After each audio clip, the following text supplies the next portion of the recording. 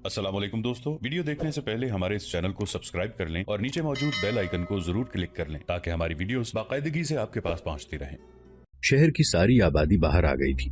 शोलों की रोशनी में हर इंसान नजर आ रहा था। इनमें औरतें भी थीं। पंडित और उसके आदमी औरतों को देखते फिर रहे थे। पंडित एक जगह रुक गया। उसने अपने आदमियों को एक नौजवान लड़की दिखाई और खुद पड़े हट गया। कुछ देर बाद किसी तरफ से घोड़ा गाड़ियां दौड़ती आईं। औरतें रास्ते से हटने के लिए इधर उधर हटी। पंडित के एक आदमी ने उस लड़की को पकड़ लिया जो पंडित ने उन्हें दिखाई थी।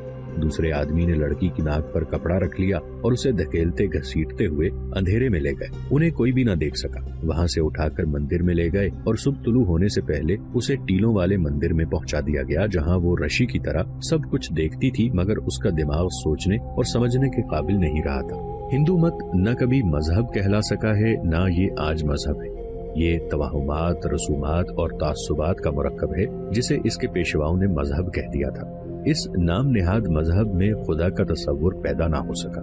निहत्तों, कमजोरों, बच्चों और औरतों की कत्ल गारत, हैवानी जज्बात परस्ती, धोखा फरेब और वादा शिकनी इस मजहब के उसूल हैं। इसके पेशवाओं ने अपनी अय्याशी के लिए ऐसे ऐसे तवाहुमात पैदा किए जो उनके पैरोकारों के जहन पर गालिब आ गए और खुदा की बहुत सी शक्लें गढ़ ली गईं। लिहाजा चांद और सूरज ग्रहण, सैलाब, आग, सांप, बंदर और आसमानी बिजलियों वगैरह को उन्होंने मुख्तलिफ देवताओं से मंसूब करके उनकी पूजा शुरू कर दी। आज तक ये कौम सांप की पूजा करती है। राजा जयपाल इस आग को जो बठिंडा के जाबाजों ने लगाई थी अपने देवताओं का कहर समझता था और ये भी कहता था कि ये गजनी के जासूसों की कारिस्तानी है।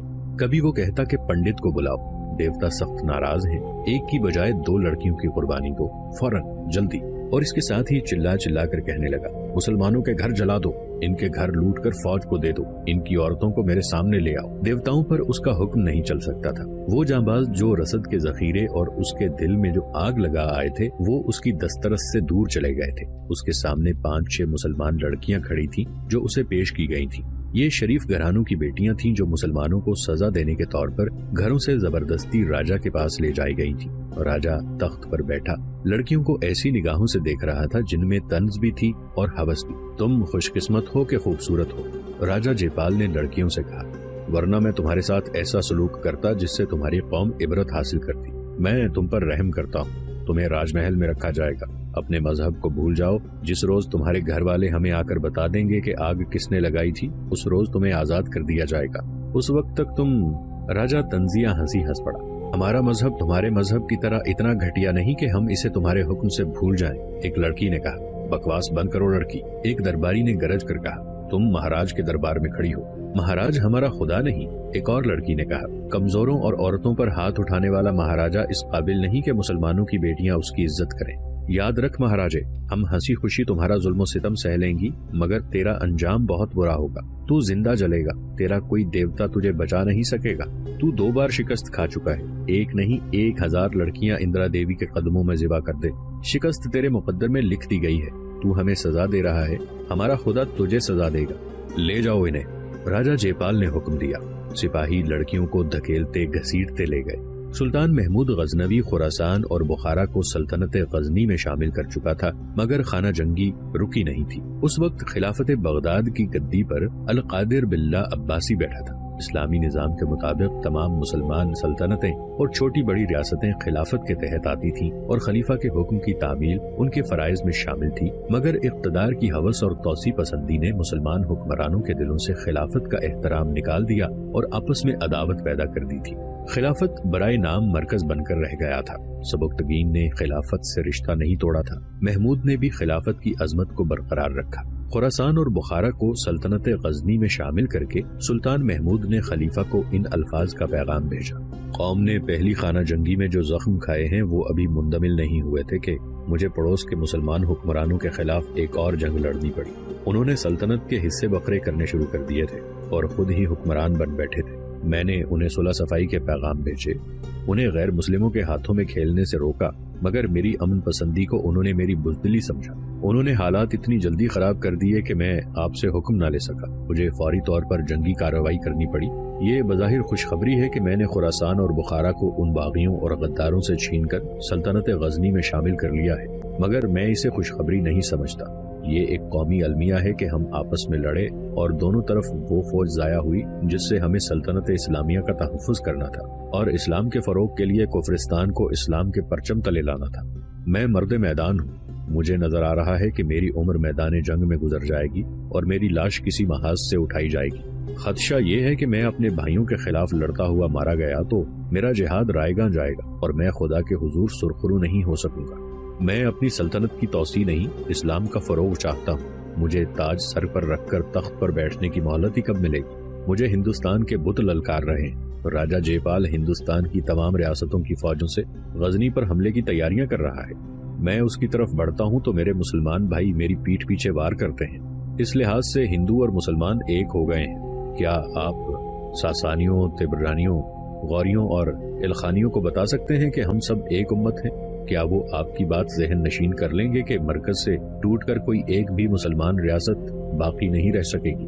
خانہ جنگی ابھی ختم نہیں ہوئی، مجھے آپ کی حوصلہ افزائی اور دعا کی ضرورت ہے۔ سلطنت غزنی کی مالی حالت اچھی نہیں رہی، آپ میری مالی مدد نہیں کر سکتے، نہ میں آپ سے مالی مدد مانگوں گا۔ میرے لیے دعا کریں، میں اللہ سے مدد مانگتا ہوں۔ بغداد سے خلیفہ القادر باللہ عباسی کا جواب آیا۔ آپ کا پیغام پڑھ کر مجھے افسوس ہوا ہے، حیرت نہیں ہوئی۔ ہماری یہ روایت نئی نہیں ہے کہ اپنے اوپر حکمرانی کا نشہ طاری کر کے اپنے مذہب اور ملی اتحاد کو قربان کر دو۔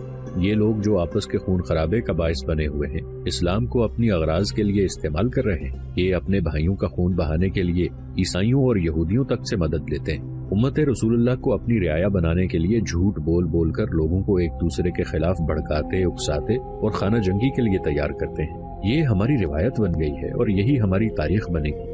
قوم مسلم کے عمرا تخت و تاج کے حصول کی خاطر قوم کو گروہوں میں تقسیم کر کے ایک دوسرے کے خون کا پیاسا بنائے رکھیں گے۔ سلطنت اسلامیہ ریاستوں میں بڑھتی چلی جائے گی، کفار انہیں رونتے رہیں گے، جلتی پر تیل ڈالتے رہیں گے اور سلطنت کو ٹکڑوں میں کاٹتے چلے جائیں گے۔ یہ عمرا اور حکمران سمجھ نہیں سکتے کہ مرکز سے کٹ کر ان کی حالت ویسی ہی ہو رہی ہے جیسی درخت سے ٹوٹی ہوئی شاخوں کی ہوتی ہے۔ انہیں پتا پتا ہو کر بکھر جانا اور سوکھ جانا ہے۔ میں ڈرتا ہوں کہ شاخیں اسی طرح ٹوٹ ٹوٹ کر گرتی رہیں تو اسلام کا درخت سوکھ جائے گا۔ خانہ جنگی کو ہمیشہ کے لیے ختم کرنے کے لیے اگر آپ کو ایک فیصلہ کن خانہ جنگی لڑنا پڑے تو میں آپ کو اس کی اجازت دیتا ہوں۔ شرط یہ ہے کہ آپ کی نیت میں فتور نہ ہو، آپ قوم کو متحد کریں، آپ کا مقصد اسلام کا فروغ ہونا چاہیے۔ ہندوستان کے مسلمان ذلت کی زندگی گزار رہے ہیں اور ہندوؤں کے ڈر سے اور ان کی فریب کاریوں سے بھی اسلام سے دستبردار ہوتے چلے جا رہے ہیں۔ میں آپ کو یہ فرض سونپتا ہوں کہ ہندوستان کے مسلمانوں کی مدد کو پہنچیں، ان کے وقار کا تحفظ کریں، ہندوستان کے بت توڑ کر وہاں اسلامی سلطنت کی بنیاد رکھیں۔ اگر آپ کی نیت صاف ہوئی اور آپ کے دل میں جہاد فی سبیل اللہ کا جذبہ ہوا تو اللہ آپ کی مدد کرے گا۔ سلطانی کے لیے لڑنے والوں کو اگر کامیابی حاصل ہوتی بھی ہے تو وہ عارضی ہوتی ہے، دائمی فتح ان کی ہوتی ہے جو حق پر ہوتے ہیں۔ اس پیغام کے ساتھ خلیفہ نے سلطان محمود کو افغانستان، سیستان اور خراسان کی سلطانی کی سند دے کر اسے یمین الدولہ اور امین الملت کے خطاب عطا کیے۔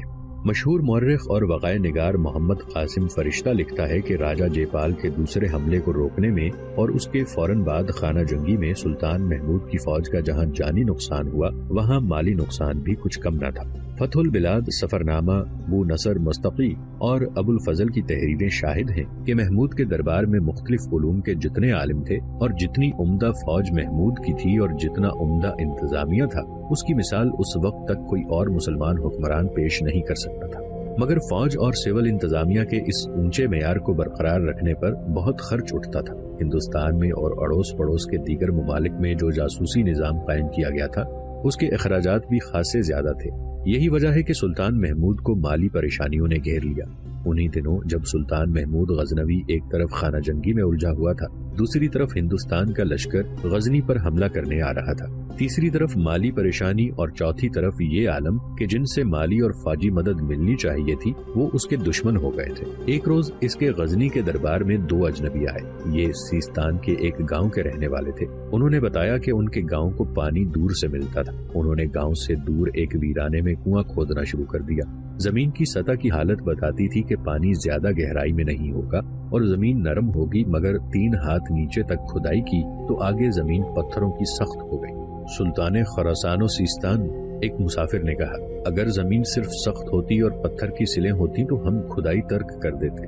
ہم حیران اس پر ہوئے کہ جس نے ہماری کدالوں کو روک لیا ہے وہ چمکتی ہوئی کوئی چیز ہے۔ یہ پتھر نہیں ہو سکتے، پتھروں میں ایسی چمک نہیں ہوتی، یہ کوئی دھات ہے اور یہ کسی پرانے بادشاہ کا مدفون خزانہ ہے۔ کہتے ہیں جہاں مدفون خزانہ ہوتا ہے وہاں جنات اور خزانہ دفن کرنے والوں کی بدروحیں موجود رہتی ہیں۔ ہم یہ عرض لے کر آئے ہیں کہ اگر یہ خزانہ ہی ہے تو یہ بے نقاب ہو چکا ہے۔ گاؤں والوں پر خوف طاری ہے، کوئی بھی خزانے کے قریب نہیں جاتا۔ ہمیں ایک بزرگ نے کہا ہے کہ سلطان کو اطلاع دے دی جائے۔ سلطان محمود اسی وقت ان آدمیوں کے ساتھ اپنے دربار کے 2 عالموں اور فوج کے 2-4 حاکموں کو اس حکم کے ساتھ بھیج دیا کہ جنات اور بدروحوں سے ڈرنے کی بجائے مزید کھدائی کریں اور معلوم کریں کہ یہ کیا ہے۔ کچھ دنوں بعد سلطان محمود کو اطلاع دی گئی کہ یہ مدفون خزانہ نہیں بلکہ سونے کی کان ہے جو سطح زمین سے صرف 4-5 ہاتھ نیچے ہے۔ اس کی کھدائی کی گئی تو محمد قاسم فرشتہ اور گرتیزی کے مطابق خاصے وسیع علاقے میں سونا برآمد ہوا۔ اس کان کی شکل درخت کی سی تھی جیسے درخت گرا کر زمین میں دفن کیا گیا ہو۔ کان درخت کے ٹہنیوں اور ٹہنوں کی طرف پھیلی ہوئی تھی۔ یہ خالص سونا تھا جو کسی بادشاہ کا مدفون خزانہ نہیں بلکہ زمین کا معدنی خزانہ تھا۔ مذکورہ مورخ لکھتے ہیں کہ محمود کے دور حکومت میں اس کان سے سونا نکلتا رہا۔ اس کی وفات کے بعد جب اس کا بیٹا مسعود اس کا جانشین ہوا تو وہ اپنے باپ کے الٹ ثابت ہوا۔ اس نے اپنے آپ کو روایتی بادشاہ بنا لیا۔ سلطان محمود نے سلطنت غزنی کو خدا کے جس راستے پر ڈالا تھا وہ راستہ اس کے بیٹے کے دور میں عیش و عشرت اور گناہوں کی تاریکی میں گم ہو گیا۔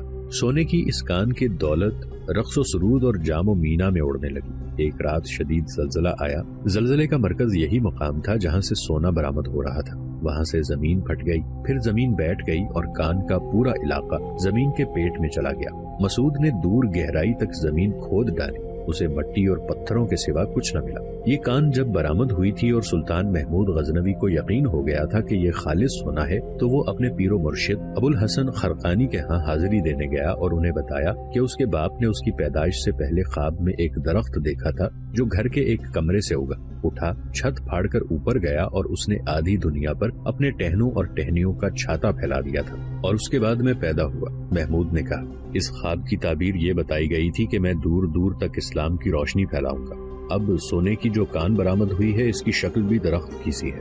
کان گہرائی میں نہیں گئی، سطح زمین کے ساتھ ساتھ درخت کی شاخوں کی طرح پھیلی ہوئی ہے۔ پیر و مرشد مجھے یہ بتائیے کہ یہ خدائے ذوالجلال کا کوئی اشارہ ہے یا کیا ہے؟ جو کچھ زمین میں ہے اور جو کچھ آسمانوں میں ہے اس کا علم خدا کے سوا کسی کو نہیں۔ ابو الحسن خرقانی نے کہا اور جو تمہارے دل میں ہے خدا اس کا بھی علم رکھتا ہے۔ خدا تمہارے متعلق وہ بھی جانتا ہے جو تم خود بھی نہیں جانتے۔ درخت ایک اشارہ ہے جو تمہیں نہیں ہر سلطان اور بادشاہ کو سمجھنا چاہیے۔ خدا ایسے اشارے صرف انہیں دیا کرتا ہے جو اس کے رسول صلی اللہ علیہ وآلہ وسلم کی امت سے ہیں۔ تم نے اگر دل میں خدا اور اس کے رسول کو جگہ دے رکھی ہے تو اس کے اشارے کو سمجھو۔ تم نے خدا کی راہ میں جہاد کیا، تم نے انہیں بھی شکست دی جو مسلمان ہوتے ہوئے دین مسلم سے منحرف ہو گئے اور تخت و تاج کی خاطر حزب اللہ کا خون حزب اللہ کے ہاتھوں بہا دیا۔ تم نے فتح پائی مگر اتنے بدحال ہوئے کہ درہم و دینار کے محتاج ہوئے۔ تم نے کہا کہ صرف اللہ سے مدد مانگوں گا، لہٰذا اللہ نے تمہاری مدد کی، اپنی زمین کا سینہ چیر کر تیری جھولی بھر دی اور سونا درخت کی شکل میں دیا۔ ہر سلطان کو درخت کی مانند ہونا چاہیے، ایسے درخت کی مانند جو دھوپ کے جھلسے ہوئے انسانوں کو ٹھنڈی چھاؤں مہیا کرتا ہے۔ زندگی کے کٹھن سفر کے تھکے ہوئے لوگ درخت کے نیچے آ کر گرتے ہیں اور سستاتے ہیں۔ تھکن سے چور جسم تر و تازہ ہو جاتے ہیں تو مسافر پہلے سے زیادہ کٹھن سفر کے قابل ہو جاتے ہیں۔ درخت اپنی روزی زمین سے حاصل کرتا ہے، انسان کا خون نہیں چوستا، زمین سے نمی لیتا اور لوگوں کو چھاؤں دیتا ہے، لوگوں سے لیتا کچھ نہیں۔ محمود ٹھنڈی چھاؤں والے گھنے درخت کو تصور میں لاؤ، اس کی خوبیاں تمہارے سامنے نکھرتی آئیں گی۔ خدا کا یہ اشارہ نہیں حکم ہے کہ اپنے آپ میں یہ خوبیاں پیدا کرو۔ ذہن میں رکھ لو کہ انسان بڑا بے وفا اور اوچھا ہے، درخت کو کاٹ لیتا ہے، درخت انسان کو نہیں کاٹتا۔ درخت کٹ جائے تو انسان کے کام آتا ہے، اس کا پلنگ بنتا ہے، اندھے اور لنگڑے کی لاٹھی بنتا ہے، سلطان کا تخت بنتا ہے۔ مگر یاد رکھو محمود، جب سلطان اپنے آپ کو انسانوں کا حاکم اور روزی رساں بنا کر اپنے آپ کو درخت کی صفات سے محروم کر لیتا ہے تو تخت الٹتے دیر نہیں لگتی۔ انسان کو وہ چیزیں شیطان بناتی ہیں، سونا اور سلطانی۔ وہ انسان بھی شیطان بن جاتا ہے جسے یہ دونوں چیزیں تو حاصل نہ ہوں لیکن وہ اپنے دل میں ان کی ہوس پیدا کر لے۔ جس سر پر سلطانی کی دستار رکھ دی جائے وہ سر جتنا خدا کے آگے جھکے اتنا ہی بندوں کے آگے جھکے، اگر نہیں تو ایسے سلطان کے رکوع و سجود رائیگاں جاتے ہیں، کیونکہ یہ دکھاوے کے ہوتے ہیں، اللہ کے بندوں کو فریب دینے کے لیے ہوتے ہیں۔ جس نے اللہ کے بندوں کو جسمانی اور روحانی بھوک دی وہ اللہ کے حضور جا کر دوزخ کو روانہ ہوا، جہاں اس کی رعایا کی آہیں اور فریادیں اور رنج و آلام جو سلطان نے دیے وہ سب انگارے بن کر اسے جلاتے رہیں گے، بچھو بن کر اسے ڈستے رہیں گے۔ تو نے خدا سے مدد مانگی، خدا نے تجھے مدد دے دی، مگر دیکھ اور سوچ کہ تو خدا کا بھیجا ہوا پیغمبر نہیں، آسمان سے اترا ہوا فرشتہ بھی نہیں۔ پھر خدا نے اپنی زمین کا سینہ چاک کر کے تیری سلطنت کو سونے میں کیوں نہلا دیا؟ یہ سونا تیرا نہیں، تیری سلطنت کا ہے، یہ سونا تیری سلطنت کی توسیع کے لیے ہے۔ اگر تو تخت و تاج کے نشے میں بھول جائے گا کہ تیرے فرائض کیا ہیں اور بندوں کے کتنے حقوق تیرے سر پر ہیں، تو زمین اپنی دولت نگل لے گی، جو خدا دیتا ہے وہ لے بھی لیتا ہے۔ اس اشارے کو سمجھو محمود۔ اپنے پیر و مرشد ولی ابو الحسن خرقانی سے روحانی فیض حاصل کر کے سلطان محمود نے اپنی توجہ سلطنت کی انتظامیہ اور فوج پر مرکوز کر دی۔ اس نے قوم کو اتنا خوشحال کر دیا کہ لوگ اپنے بیٹوں کو فوج میں بھیجنے لگے۔ سلطان محمود نے حقوق العباد پر سب سے زیادہ توجہ دی۔ سلطان محمود کو ہندوستان کی اطلاع کا انتظار تھا۔ ادھر سے کوئی اطلاع نہ آنے کا مطلب یہی ہو سکتا ہے کہ راجہ جے پال شکست تسلیم کر کے بیٹھ گیا ہے۔ سپہ سالار نے کہا، اس صورت میں ہمیں ہندوستان پر حملے کی تیاری کرنی چاہیے، وہ حملہ ضرور کرے گا۔ سلطان محمود نے کہا، میں اسے یہ تاثر دینا چاہتا ہوں کہ میں اس کے ملک پر حملہ کرنے کا ارادہ نہیں رکھتا۔ کیا یہ بہتر نہیں کہ وہ اپنے ملک سے دور ہمارے میدان میں آ کر لڑے؟ اگر مجھے اس کی پیش قدمی کی اطلاع قبل از وقت مل گئی تو میں اسے اپنی پسند کے میدان میں لڑاؤں گا۔ اب تک لاہور سے کسی نہ کسی کو آ جانا چاہیے تھا۔ سپہ سالار نے کہا، ہمارے آدمی پکڑے نہ گئے، چند دن اور انتظار کر لو۔ سلطان محمود نے کہا، اگر کوئی اطلاع نہ آئی تو میں یہاں سے آدمی بھیج دوں گا۔ لاہور سے اطلاع جا رہی تھی۔ عمران بلازری، نظام اوریزی، قاسم بلخی اس رات جگموہن، اس کی بہن رشی اور فاطمہ کو ساتھ لے کر لاہور سے نکلے تھے، جس رات بٹنڈا کے جاسوس جانبازوں نے لاہور میں راجہ جے پال کی رسد کو نظر آتش کیا تھا۔ بڑے پنڈت نے رشی کی جگہ اسی رات ایک اور لڑکی کو اغوا کر لیا تھا اور اسے ٹیلوں والے مندر میں پہنچا دیا۔ یہ لڑکی ہوش میں تھی، سب کو دیکھتی تھی، اسے جو کہتے تھے وہ کرتی تھی۔ ایک پنڈت اس کی آنکھوں میں آنکھیں ڈال کر کہتا رہتا تھا، مجھے اندر دیوی کے چرنوں میں قربان کر دو، مہاراج جے پال کے ماتھے پر میری خون کا تلک لگا دو، میرے خون کی چمک دشمن کو اندھا کر دے گی۔ یہ ایک پر اسرار سا عمل تھا جس میں سے لڑکی کو گزارا جا رہا تھا۔ اس کے گرد اسی کی عمر کی لڑکیاں ناچتی اور گاتی رہتی تھی۔ لڑکی کو خاص قسم کی غذا دی جاتی تھی اور اسے کوئی ایسی چیز کھلائی جاتی تھی جس کے اثر سے اس کا ذہن اپنے قبضے میں نہیں رہا تھا۔ 3-4 دنوں بعد اس نے وہی کہنا شروع کر دیا جو اس کے ذہن میں ڈالا جا رہا تھا۔ وہ مکمل طور پر ہیپناٹائز ہو چکی تھی۔ ایک روز راجہ جے پال کو پنڈت ٹیلوں والے مندر میں لے گئے۔ اسے پنڈتوں اور سادھوؤں کے جلوس میں مندر کے اندر کئی ہاتھوں والی دیوی کے بت کے آگے لے جا کر 2 زانوں بٹھا دیا گیا۔ مندر کی کنواریوں نے اس پر پھول نچھاور کیے، پنڈتوں نے بھجن گائے۔ لڑکی کو ایسے لبادے میں راجہ کے سامنے لایا گیا جس میں وہ پری لگتی تھی۔ لڑکی نے بازو پھیلا کر کہا، مجھے اندر دیوی کے چرنوں میں قربان کر دو، مہاراج جے پال کے ماتھے پر میرے خون کا تلک لگا دو۔ لڑکی نے اس عمل کے زیر اثر جو اس پر کیا جاتا رہا تھا سر جھکا دیا۔ ایک پنڈت نے راجہ جے پال کی نیام سے تلوار نکالی، اسے راجہ کے سر پر پھیرا اور ایک ہی وار سے لڑکی کا سر اس کے تن سے جدا کر دیا۔ مندر کے گھڑیال اور گھنٹیاں بجنے لگی۔ تمام پنڈت، سادھو اور لڑکیاں ہاتھ جوڑ کر دیوی کے بت کے آگے جھک گئیں۔ بڑے پنڈت نے لڑکی کے خون میں انگلی ڈبو کر راجہ جے پال کے ماتھے پر خون کا تلک لگا دیا۔ راجہ جب ان پراسرار اور ڈراؤنے ٹیلوں سے باہر آیا تو اس کی گردن تنی ہوئی تھی اور چہرے پر ایسی رونق جیسے اس نے غزنی کی سلطنت فتح کر لی ہو اور محمود نے اس کے آگے ہتھیار ڈال دیے ہو۔ اس نے اسی روز جلے ہوئے سامان کی کمی پوری کرنے کے احکام جاری کر دیے جو اتنے سخت تھے کہ اس کی ریاست کے گھر خالی ہو گئے۔ کسانوں کے ہاں اتنا ہی اناج رہنے دیا گیا کہ وہ صرف زندہ رہ سکیں۔ ہندو رعایا تو پہلے ہی راجہ کا خزانہ بھر رہی تھی۔ مندروں میں پنڈتوں نے لوگوں کے دلوں میں اسلام کے خلاف ایسی نفرت بھر دی کہ اسے مذہب کا فریضہ اور جنون بنا دیا گیا۔